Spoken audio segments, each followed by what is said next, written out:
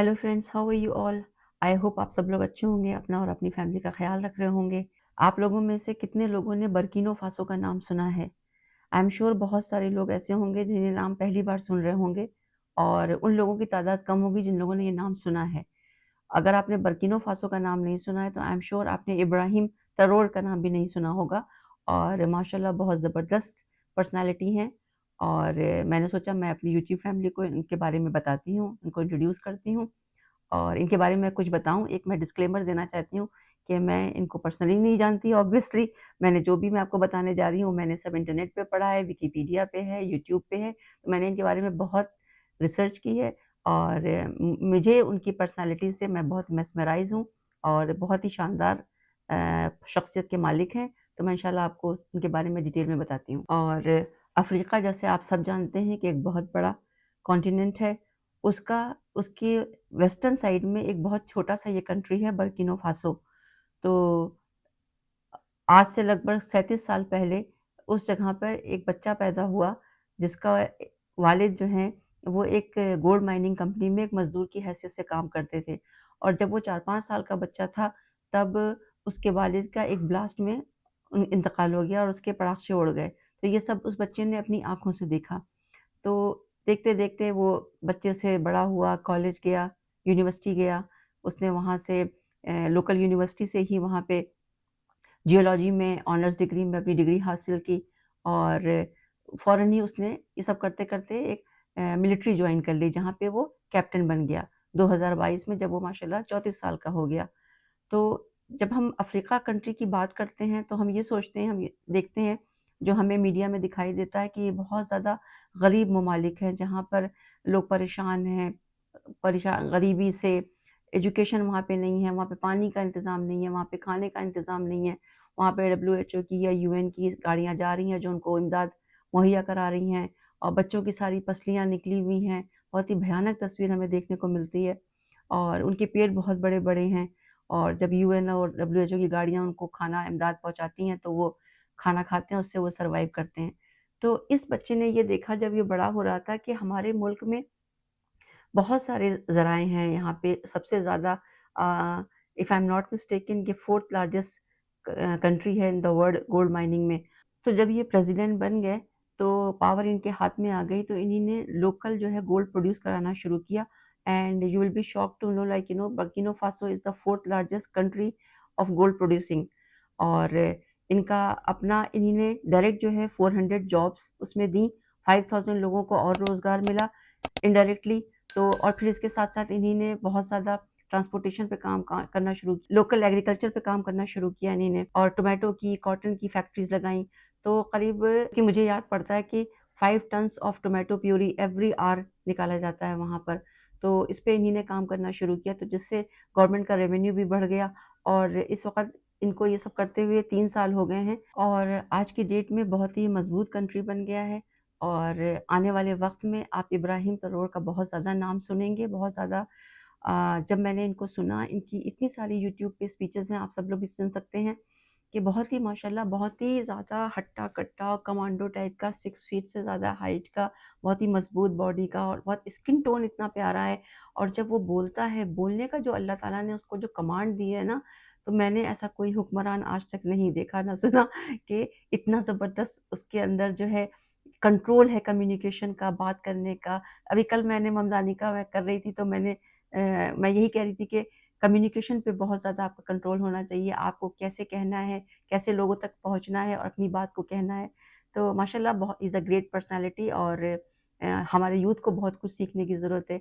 बहुत खुशी होती है कि ही इज़ फ्रॉम अफ्रीका और जिसको हम बहुत गरीब ममालिक समझते हैं, वहाँ से इस तरह इतना यंग कोई डायनामिक एक पर्सनैलिटी उभर के आए और प्रेज़िडेंट बन जाए इतनी यंग एज में और वो मुस्लिम भी हैं, ये भी हमारे लिए बहुत प्राउड का मोमेंट है और लाइक ज़ोरान ममदानी और इब्राहिम ट्रेज़ोरे जैसे यंग मुस्लिम्स उभर के सामने आ रहे हैं और आने वाले वक़्त में हम अच्छा ही कुछ इनको देखेंगे और अपने लोगों के लिए ये बहुत ज़्यादा मतलब करने के लिए तैयार हैं और चीज़ें मुहैया कराने के लिए कि बाहर के लोगों पे इनको डिपेंडेंट होना ना पड़े और घर के अंदर ही मतलब कंट्री के अंदर ही इतना ज़्यादा रोज़गार मुहैया किया जाए कि हम किसी पे हमारी डिपेंडेंसी ना रहे।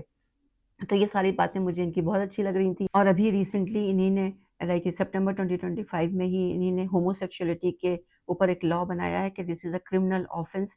तो पहली बार अफ्रीकन हिस्ट्री में ऐसा हुआ है कि कोई ऐसा कानून बना हुआ है और रिसेंटली अभी like today is like 26th of November और 24 नवंबर को एक खबर आती है कि इब्राहिम तरोर को दुबई की किसी प्रिंस की सिस्टर ने एक मैरिज प्रपोजल भेजा हुआ है। I don't know how much is this true और मीडिया पे मुझे देखने को मिला और मैं उसका लिंक भी डाल दूँगी, आप लोग भी पढ़ सकते हैं। तो मुझे बड़ी क्यूरियोसिटी हुई उसको पढ़ के और लाइक उन्होंने मैरिज प्रपोजल प्रिंसेस ने भेजा तो उसका बहुत खूबसूरती से और बहुत कामली उन्होंने कहा है थैंक यू सो मच और मैं बहुत ज़्यादा खुश हूँ। मेरी जो अफ्रीकन ब्यूटीफुल वाइफ है एंड मेरा दिल मेरे अपने लोगों के लिए और अपनी बीवी के लिए है।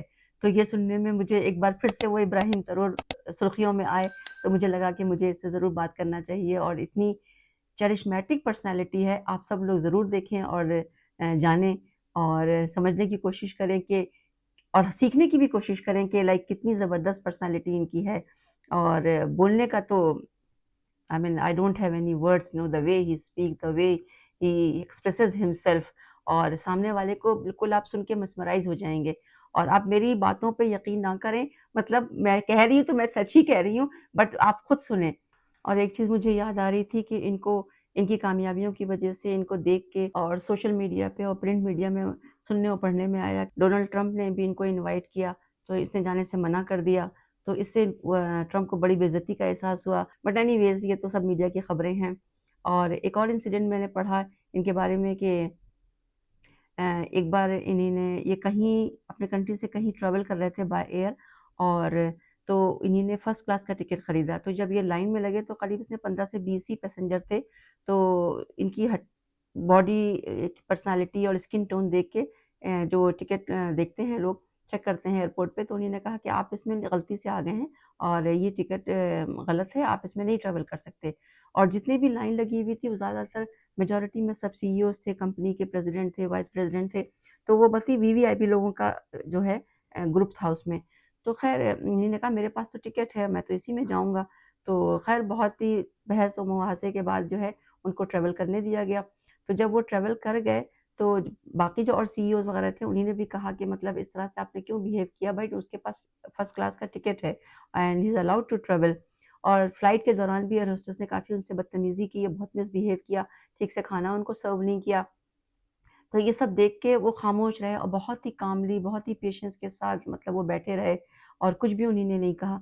तो उसके बाद जब जब फ्लाइट लैंड की तो लोगों ने देखा सारे सीईओज़ ने एक बहुत ज़बरदस्त खूबसूरत सा रेड कार्पेट बिछाया गया और बहुत सारे कमांडोज़ और गार्ड्स नीचे खड़े हुए हैं और ये साहब जो जिनको ट्रैवल नहीं करने दिया जा रहा था, ये जब उतरते हैं तो इनका बाकायदा बहुत ज़बरदस्त इनका वेलकम होता है।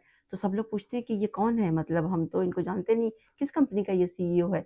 तब इनको पता चलता है कि बर्किना फासो एक मुल्क है, ये इनका नाम इब्राहिम तरोर है और ये यहाँ के प्रेज़िडेंट हैं।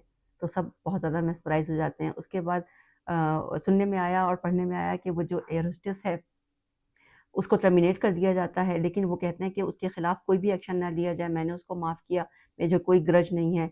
And look at this personality what kind of behaviour is this? It's so beautiful. मतलब मुझे सुन के, पढ़ के और आपको बताने में भी इतनी खुशी हो रही है, आप यकीन करें। तो उसके बाद उन्होंने कहा उसको माफ़ कर दें, लेकिन ख़ैर माफ़ नहीं किया गया, उनको टर्मिनेट कर दिया गया। अब आज की डेट में सुना है कि वो एयर होस्टेस जो है, कोई जो है ऑर्फ़नेज का जो है कोई बच्चों का स्कूल है वो चला रही है। उसने उनको इब्राहिम तरोर को लेटर भी लिखा कि मैं जो कुछ ये सब कर रही हूँ, मैं आपसे इसलिए नहीं कर रही हूँ कि आप कहीं के एक प्रेज़िडेंट हैं या मैं डर गई हूँ, मैं इसलिए कर रही हूँ क्योंकि मैं गलत थी और आप सही थे। तो ये एक इंसिडेंट मुझे सुनने में मिला, मैंने सोचा मैं आपके साथ भी शेयर करती हूँ। इब्राहिम तरोर की इतनी चरिश्मेटिक पर्सनैलिटी है कि उनके सारे अचीवमेंट्स लास्ट 3 इयर्स में देख के पुतिन ने भी इनको इनवाइट किया, जो वहाँ के हेड हैं रशिया के। तो इनको बाकायदा ये अपने ही इनको कहा गया कि पुतिन ने कि हम अपने प्लेन उनको भेजेंगे, उसमें आप आएँ, तो उन्होंने कहा नहीं, हम अपने प्लेन से खुद आएँगे। जो वो एयरपोर्ट एयर होस्टेस वाला इंसिडेंट हुआ था ना, उसके बाद इन्होंने अपनी एयरलाइन भी खुद बनाई है और बहुत ज़बरदस्त शानदार एयरलाइन में one of the best aircraft of the world उसमें इन्होंने ट्रैवल किया। तो और रशिया के जो सारे छोटे-छोटे प्लेन्स थे वो सब इनको हवा में गाइड कर रहे थे कहीं से इनके ऊपर अटैक ना हो जाए, इस तरह से। तो इनके ताल्लुकात टर्की से, रशिया से और चाइना से बहुत ममालिक से बढ़ रहे हैं। तो आने वाले वक़्त में हमें अपने लोगों के लिए और आस-पास के दूसरे ममालिकों के लिए जो ये काम करने वाले हैं इंशाअल्लाह अच्छा काम करेंगे, हमारी अच्छी उम्मीद है और सबके हक़ में बेहतरी काम करेंगे, अपने ही ना कि अपने ही लोगों के लिए बल्कि आस-पास के मुल्कों के लिए भी पॉज़िटिविटी बिखेरेंगे और खूबसूरती से काम करेंगे इंशाअल्लाह, हमें ऐसी उम्मीद है। तो इंशाअल्लाह बताइएगा आपको ये मेरा वीडियो कैसा लगा और मिलते हैं आपसे नेक्स्ट व्लॉग में। अपना बहुत ख़्याल रखिएगा।